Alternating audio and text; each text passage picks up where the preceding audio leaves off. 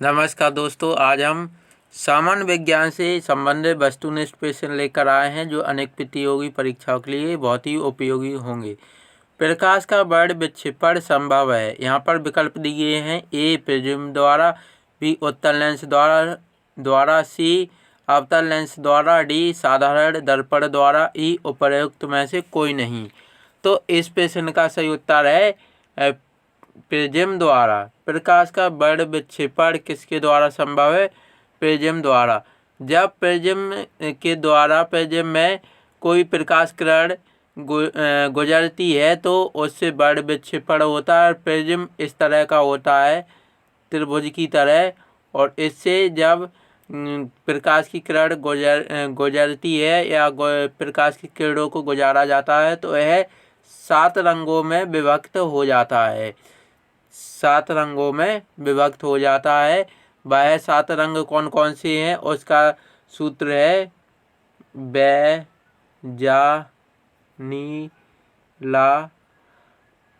बैजानी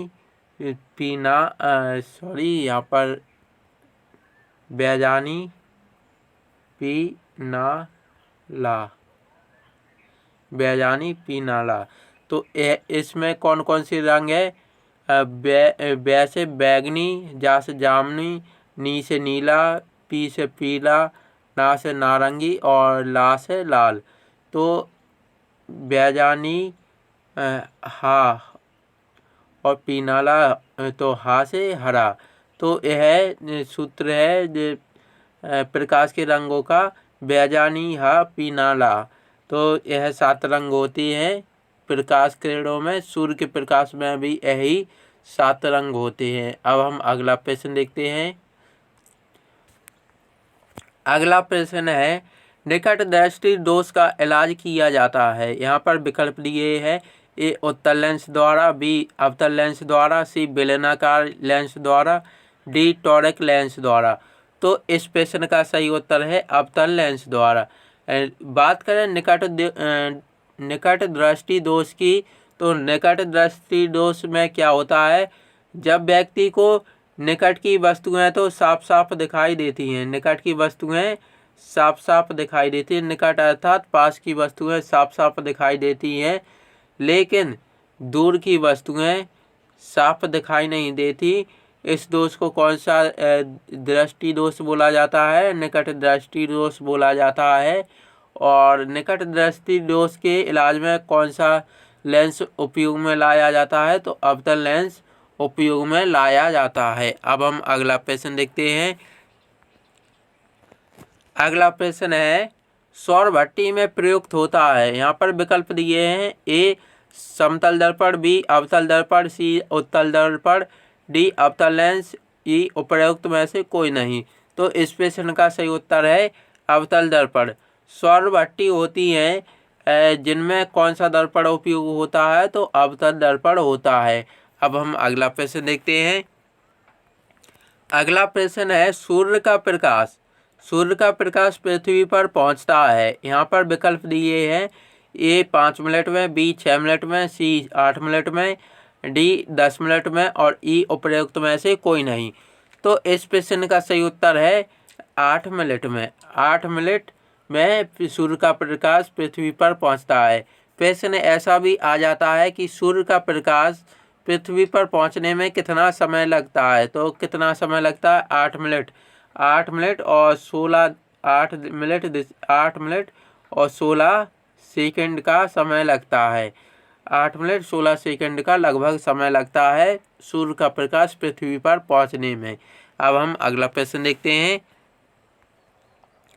अगला प्रश्न है, निम्न में से किस रंग की सबसे लंबी तरंगदैर्ध्य है? यहाँ पर विकल्प दिए हैं: ए हरा, बी पीला, सी नीला, डी लाल। तो इस प्रश्न का सही उत्तर है लाल। सबसे अधिक तरंगदैर्ध्य किस रंग की होती है? सबसे लंबी तरंगदैर्ध्य तो लाल रंग की होती है। और बात करें कि सबसे कम तरंगदैर्ध्य किस रंग की होती है? तो बैगनी रंग की सबसे कम तरंगदैर्ध्य होती है। बैगनी रंग की सबसे कम तरंगदैर्ध्य होती है और सबसे अधिक तरंगदैर्ध्य किसकी होती है? लाल रंग की होती है। अब हम अगला प्रश्न देखते हैं।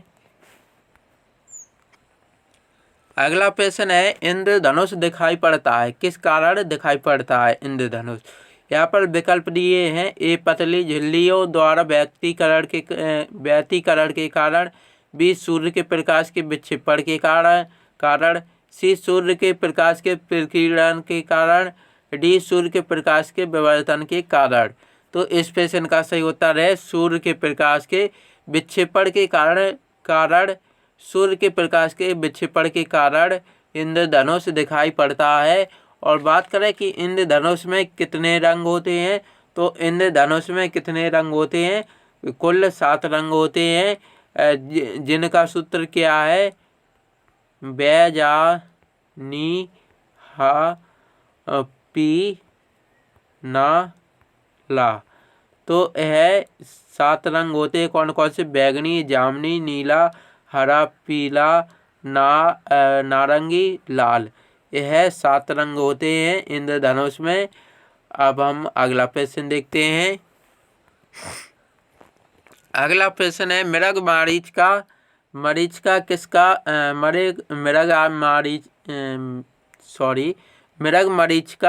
का कारण है। मृगमरीचिका किसका कारण है। यहाँ पर विकल्प दिए हैं, ए प्रकाश का व्यतिकरण, बी प्रकाश का विवर्तन, सी प्रकाश का ध्रुवण, डी प्रकाश का पूर्ण आंतरिक परावर्तन। तो इस प्रश्न का सही उत्तर है प्रकाश का पूर्ण आंतरिक परावर्तन। प्रकाश के पूर्ण आंतरिक परावर्तन का उदाहरण कौन सा है, मृगमरीचिका का कारण है प्रकाश का पूर्ण आंतरिक परावर्तन। इसमें क्या होता है, मृग होता है और मृग अर्थात हिरण होता है, और हिरण पानी की तलाश में जंगल में फिरता है, जिससे उसे रेत होती है। तो रेत को देखकर वह क्या समझता है, प्रकाश के कारण चमकती है पानी की तरह, तो वह समझता है कि यहाँ पर पानी भरा है, तो उसको भ्रम हो जाता है पानी का। इस कारण इसे मृगमरीचिका कहते हैं। और मृगमरीचिका का कारण क्या है, प्रकाश का पूर्ण आंतरिक परावर्तन होता है। अब हम अगला प्रश्न देखते हैं। अगला प्रश्न है, हीरा चमकदार दिखाई देता है। यहाँ पर विकल्प दिए हैं, ए परावर्तन के कारण, बी अपवर्तन के कारण, सी संपूर्ण आंतरिक परावर्तन के कारण, डी प्रकीर्णन के कारण। तो इस प्रश्न का सही उत्तर है संपूर्ण आंतरिक परावर्तन के कारण हीरा चमकदार दिखाई देता है। यहाँ पर संपूर्ण की जगह है पूर्ण आंतरिक परावर्तन भी लिखा आ सकता है, तो पूर्ण आंतरिक परावर्तन के कारण हीरा चमकदार दिखाई देता है। अब हम अगला प्रश्न देखते हैं। अगला प्रश्न है, मानव की सामान्य स्वस्थ आँख के लिए स्पष्ट दृष्टि की न्यूनतम दूरी कितनी मानी जाती है। यहाँ पर विकल्प दिए हैं, ए 50 सेंटीमीटर, बी 10 सेंटीमीटर, सी 15 सेंटीमीटर, डी 25 सेंटीमीटर। तो इस प्रश्न का सही उत्तर है मानव नेत्र की स्पष्ट दृष्टि न्यूनतम दूरी मानी जाती है कितनी, 25 सेंटीमीटर। अब हम अगला प्रश्न देखते हैं। अगला प्रश्न है, कार के पीछे आने वाले यातायात को देखने के लिए निम्नलिखित प्रकार के दर्पणों में से किसका उपयोग होता है। यहाँ पर विकल्प दिए हैं, ए उत्तल दर्पण का, बी अवतल दर्पण का, सी समतल दर्पण का, डी गोलीय दर्पण का। तो इस प्रश्न का सही उत्तर है अवतल दर्पण का।